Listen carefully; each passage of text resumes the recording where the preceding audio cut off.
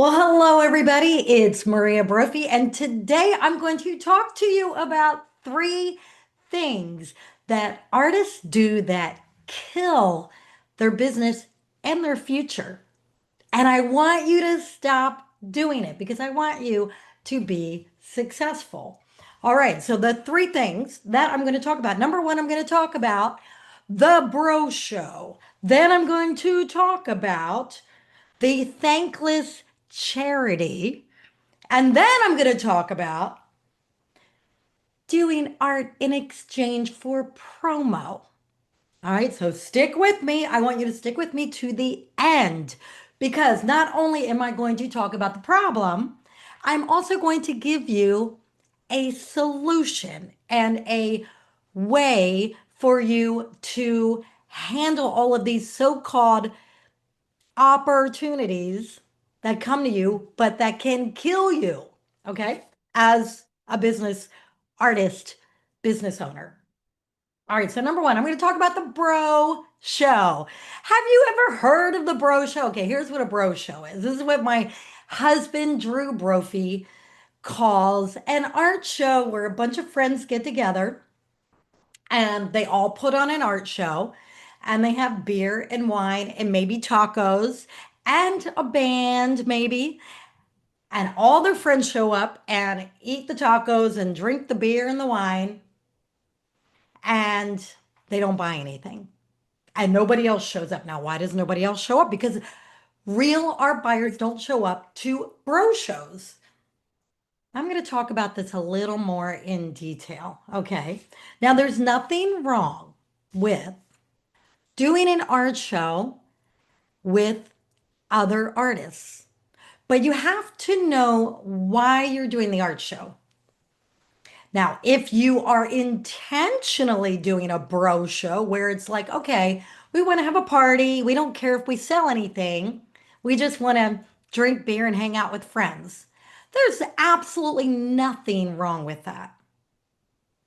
We don't do that anymore because we don't. Uh, Look, if I'm going to spend a week preparing for an event or longer, and I'm going to spend money on the event and then spend all day sweating, hanging stuff up on walls. I want to get paid for it. If I want to have a party with my friends, I'm going to do that in my backyard, and art is not going to be a part of it. All right. Now, maybe I'm older. Well, I am older than probably some of you listening, but I've been in the game long enough where if I'm going to put a ton of effort into something, first of all, I'm going to do it right. Okay, so when we do an art show, our number one intention is to sell art. So if we are going to do a collaboration show with other artists, we only do it with other artists who sell their art already. They are professional. They know how to sell their art. They have high standards and they're able to get real art buyers to the show. Otherwise, Drew and I are just like, we're out. We'd rather stay home and spend time with our family. So avoid the bro show. Now, how do you not turn an art show into a bro show? Well, you make the whole focus of the show about the art. Don't have live music. Don't invite your friends unless your friends buy your art at full price. Then invite those friends. But don't invite all the other friends because if you don't want to have a bro show, don't invite your bros. That's a surf industry term, by the way. Number two, the thankless charity. Now, I beg you, my dear artist friends, to really listen to what I have to say here. Now, you all have big hearts and you love to help out charities. I have a big heart. Drew has a big heart. Together, we donate money to people in need all the time, but we never donate art to charities unless They split it with us 50-50. So when a charity comes to us and says, we're going to do an auction and we want artwork for the auction, we say, that's great. We're going to provide you with this artwork. Here's the value of it. You have to set the starting bid at this amount, and we split it 50-50, whatever you get. Now, why do I do that? I'm going to tell you a story because stories are the best way to understand why we've set up these boundaries for ourselves. I know artists that give so much all the time that their own children suffer because they're broke. But yet they're the guy getting the pat on the back for always giving their art away. Meanwhile, their children are buying used clothes or getting hand-me-downs because they gave everything to a charity that doesn't give a crap about them. I'm telling you, I have seen it for decades that I've been in this business. Now, we had a situation once for this charity. This was years ago. This is before we had set all these healthy boundaries for ourselves, many, many years ago. At the time, Drew's painted surfboards typically sold for between $3,000 and $4,000. Now they go for 15 to 20,000. But back then it was way less. So I'm saying about $3,000, $4,000. We donated a painted surfboard to a charity, and we made two really giant mistakes. One, we didn't set the starting bid. Two, we didn't make the charity pay us a percentage, 50% of what they got. Now, why were these mistakes? Number one, you know how much, first of all, they did not respect the artwork that was given to them. They didn't respect the value of it. They didn't respect Drew for giving it to them. They did not honor the artwork or what it was worth. So they ended up auctioning this $4,000 painting off for $800. Now, you want to know who that screws over? Your art collectors, the people who buy art from you full price. So it's your duty as an artist to protect the value of all of your art. It's especially the art that has been sold in the past.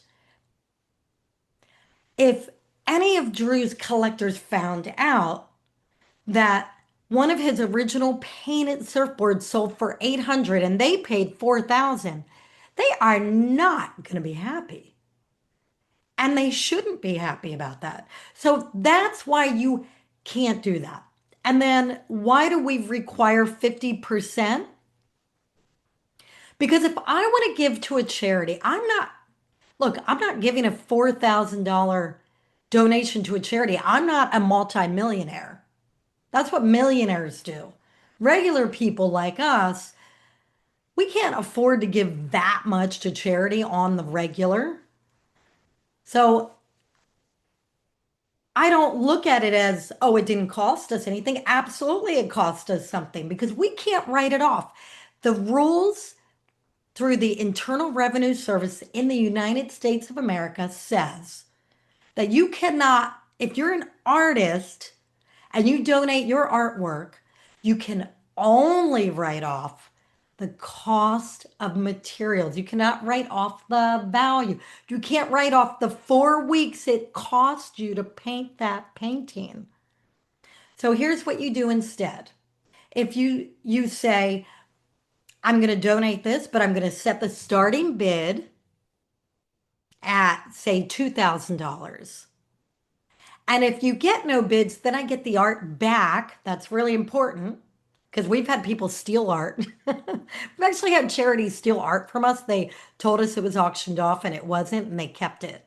So you say, I'm going to check with you the next day, and either you're going to write me a check for 50% of what it auctioned for, or if it didn't If no one bid on it because 2000 was too much for your audience, then I'm going to come and get the art back.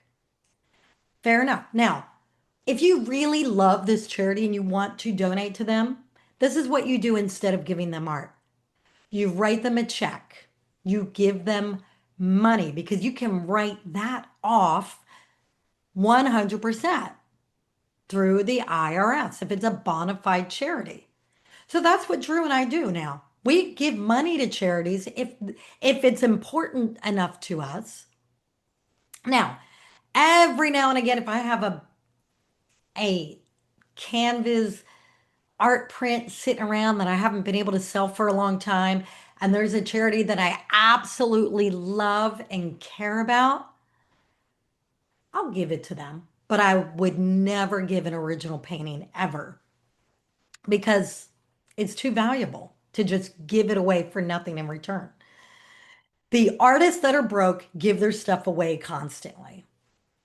So I hope that makes sense. All right, now I'm going to move on to number three. And number three, you guys know, you get this all the time. If your art is even just a little bit good, even just a little bit in, uh, a little bit loved by just a few people, this is happening to you all the time. And then if you're a popular artist and you pump out a lot of art, this is happening to you all the time. You will get somebody come to you and say, I've got this great opportunity and all these famous people are being involved in it and your art's going to be shown to like a million people. All you have to do is create a piece of art for us in exchange for that promotion. Now, I've got a story to go with this, and you know I do. And it's a good one. I got to take a sip of water first. Hang on. Okay. So, years ago, and I love this story because it's just kind of funny. Years ago, I had this guy call call us and say, I love Drew's art. I'm putting on this event in Florida Keys. It's huge. We're putting like $500,000 into advertising alone. We've got famous people, Mike Ditka in the football industry. We've got Dana Carvey, the famous comedian actor. We've got, and he name dropped all these famous names. And he's like, we want Drew to create a piece of art that we can use for all the advertising and all the posters, everything. And in exchange, we'll give you a hotel room and you'll get all this promotion for free. And by this time, I had known, and like this was like 10 years ago. I mean, I was not green anymore. Like I knew all this is BS. Anytime somebody name drops and talks really fast and brags about how much promotion you're going to get in exchange for free art, that's like the biggest red flag. And then they brag about spending $500,000 on advertising. So you know what I said to the guy? I go, well, look, let's talk about what you want, how, so I can get a feel for the scope of work, the amount of time that it's going to take for Drew.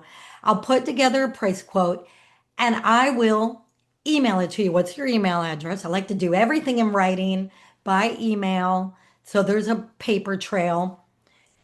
And he goes, look, this is going to be a great opportunity. Drew's going to be like known by all these famous people, blah, blah, blah. So I talked to him about it.